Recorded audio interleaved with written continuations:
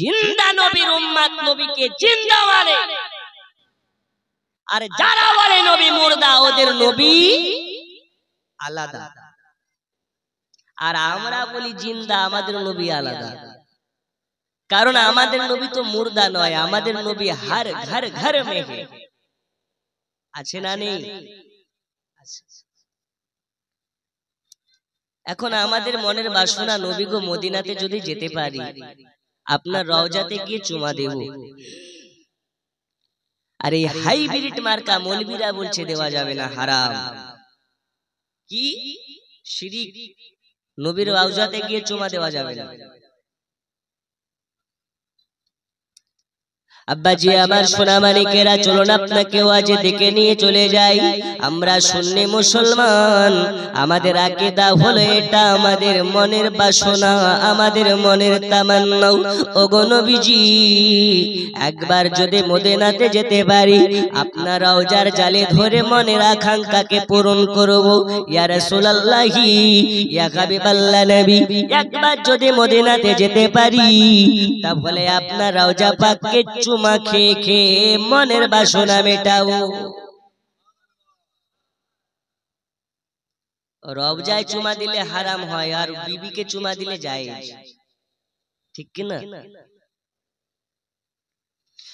নবীর রওজা শরীফ দেখে মন ভরে না, নবীর রওজা শরীফ দেখে মন ভরে না, दीदार दाओ गो शाहे मदीना। আল্লাহ আমাদের সকলকে মদিনা পাকে যাওয়ার তৌফিক দিন। এ বাবা সোনা মানিকেরা, চলুন আপনাদেরকে আগে নিয়ে যাই। আমরা হলাম সুন্নি মুসলমান, আমাদের আকীদা ও ঈমান। আমরা যদি মদিনাতে যেতে পারি, নবী পাকের রওজা পাককে ধরে রাসূল পাকের জালে মোবারককে দর্শন করব।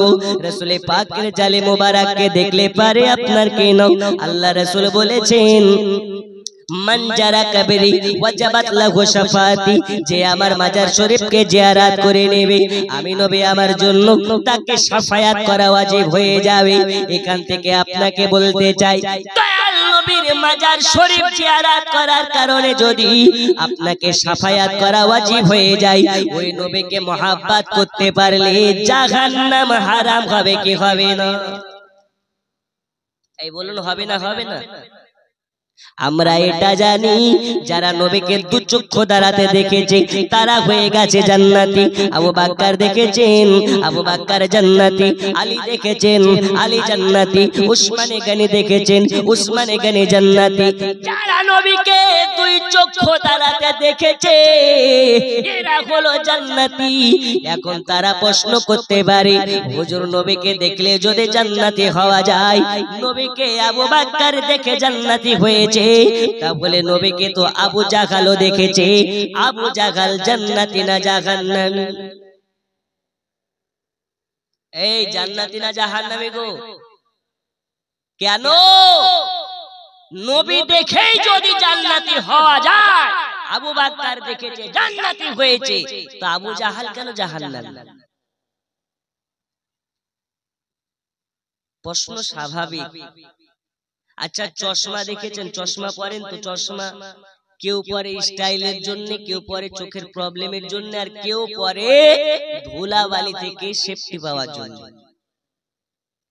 এইবার যাদের চোখের পাওয়ার কম তারা অরিজিনাল চশমা ব্যবহার করে। এখন চশমার ফ্রেম দেখতে এক হয়, কিন্তু কাচের পাওয়ারের ভিন্নতা থাকে না থাকে না? একটু হ্যাঁ বলেন, থাকে না থাকে না? বুঝতে হবে, ফ্রেম এক হতে পারে, কাচের পাওয়ার আলাদা। ঠিক ওই রকম আবু বকর দেখেছে নবীকে, আবু জাহালও দেখেছে নবীকে, কিন্তু আবু বকর দেখেছে মুহাব্বতের চোখে, তাই আবু বকর হয়েছে জান্নাতি। আবু জাহাল দেখেছে দুশমনির চোখে, এর জন্য আবু জাহাল। এখন আমরা কার চোখে দেখবো, আবু বকরের না আবু জাহালের? আবু বকরের চোখে দেখলে দাড়ি কাটলে হবে? সপ্তাহে 2 বার করে দাড়ি চাচলে হয়? এত মিথ্যা কথা বললে হয়? আমরা নবীর পাগল দিওয়ানা, ওজন নামাজ রোজা কিছুই লাগে না। আল্লাহর ফারিস্তারা বলছে একবার আয়, তোকে লাঠি দিয়ে টাইট করার জন্য লাঠিতে তেল মাখানো চলছে।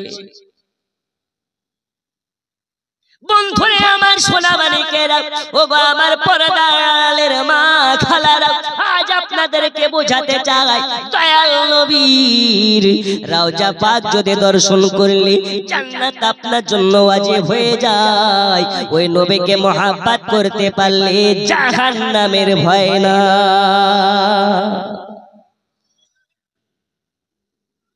এ নবী কোন নবী?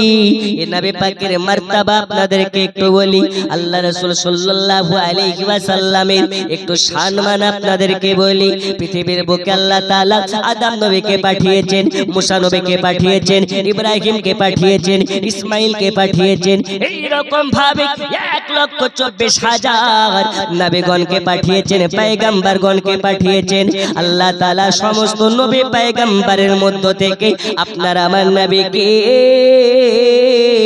আফজাল করে, আপনার কিনা ইমামুল আম্বিয়া করে, নবীগণের সরদার করে, নবীগণের প্রস্ফুটিত ফুল করে এই দুনিয়ার মাঝারে পাঠিয়েছে। কেন পাঠালেন আল্লাহর নবীকে?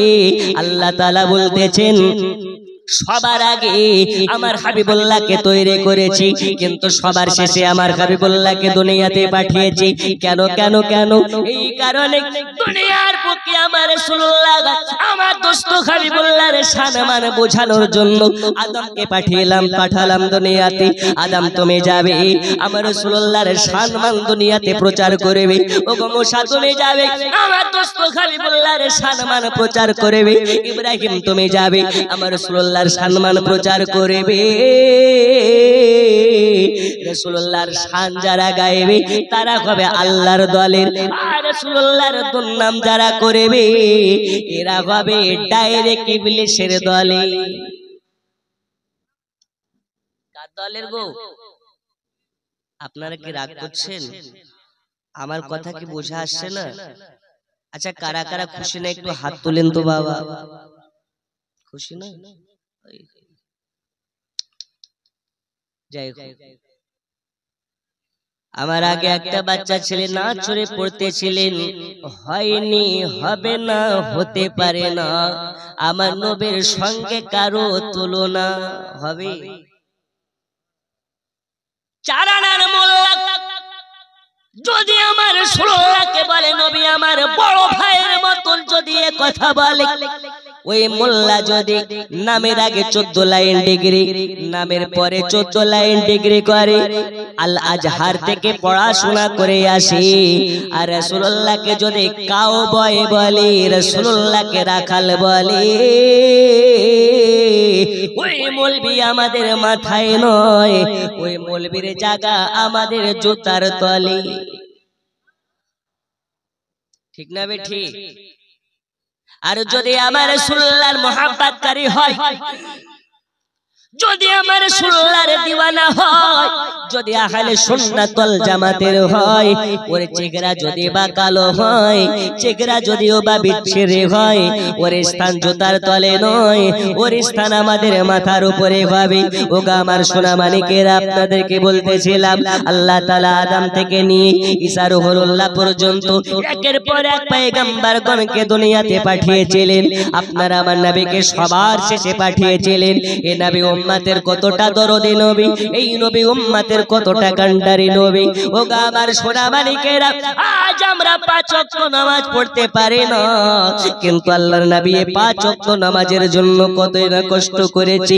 আজকে আমরা মুসলমানের ঘরের ছেলে মেয়ে হয়ে কলেমা পড়া জানি না, কিন্তু আপনার আমার নবী এই কলেমা প্রচার করার জন্য, এই কলেমার বাণী ঘরে ঘরে পৌঁছে দেওয়ার জন্য রাসূলুল্লাহকে কত না নানান রকম কথা শুনতে হয়েছে, রাসূলুল্লাহকে অপমান হতে হয়েছে, রাসূলুল্লাহকে লাঞ্ছিত হতে হয়েছে, রাসূলুল্লাহকে গালি খেতে হয়েছে, রাসূলুল্লাহকে ঘাড় ধাক্কা খেতে হয়েছে।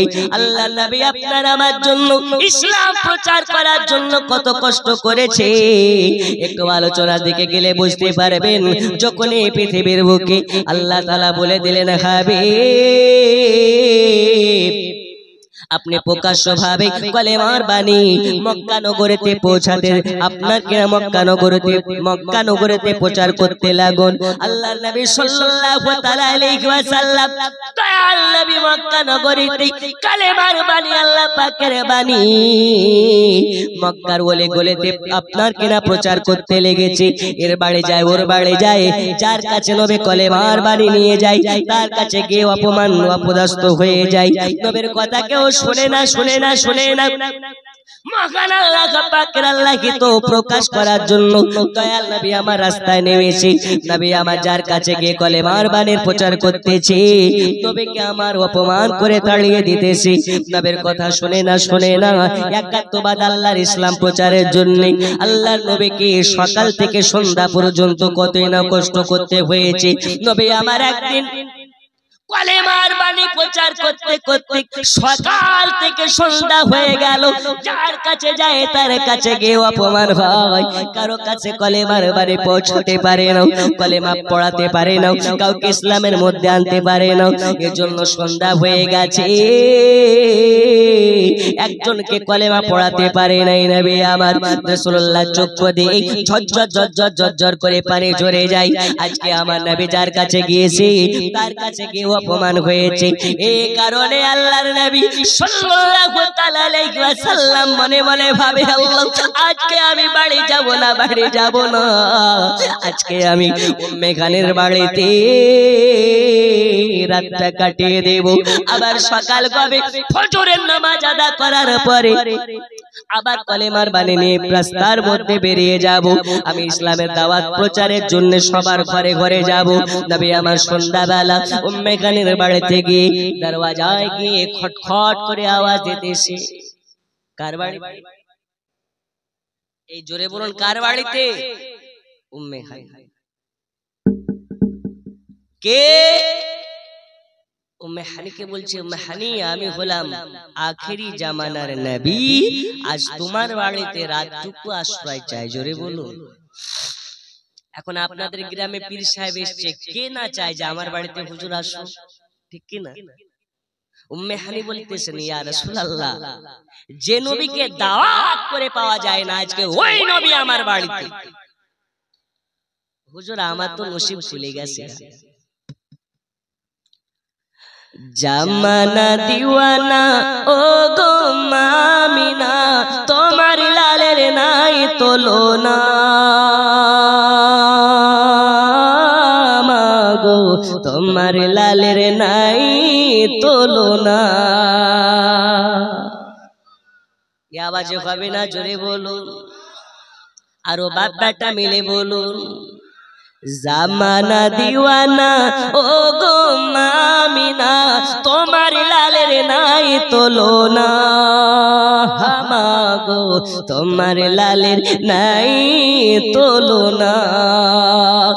মোদের নবীর জন্ম হলো যেদিন মক্কায়, জোরে বলুন ভাই। মোদের নবীর জন্ম হলো যেদিন মক্কায়, শুকনো গাছে ফুল ফুটিল মরু সাগরায়, নবীর ইশারায় গাছে সে সালাম জানাই, নবীর ইশারায় গাছে সে সালাম জানাই। আসমানের ওই চাঁদ জাগার খেলো না, মাগো তোমার লালের নাই তুলনা। জামানা দিওয়ানা ও গো মামিনা, তোমার লালের নাই তুলনা, মাগো তোমার লালের নাই তুলনা। জোরে বলো। হঠাৎ করে মায়া মিনা দেখতে যেন পায়, ছেলের নূরে সারা জগৎ আলোকিত হয়। হঠাৎ করে মায়া আমিনা দেখতে জানো পায়, ছেলের নূরে সারা জগৎ আলোকিত হয়। নূরানি বদনে হাওয়া চলে সনসনে, নূরানি বদনে হাওয়া চলে সনসনে, খেজুর পাতায় হিলায় সব ডানা।